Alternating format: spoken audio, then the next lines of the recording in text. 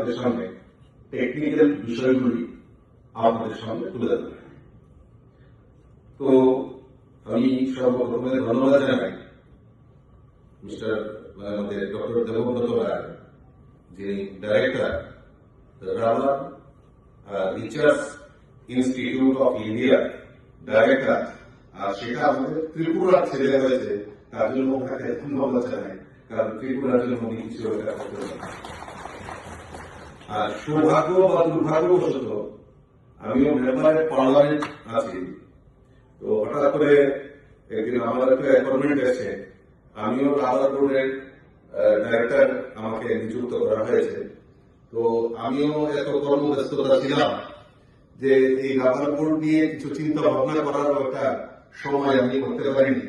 যাই হোক, আপনাদের দেখে আমার খুব ভালো লাগে। আপনাদের কিছু সাজেশন থাকলে আমাকে দিতে পারে, এবং কিভাবে এই ত্রিপুরার রাবারকে আরো বেশি করে আমরা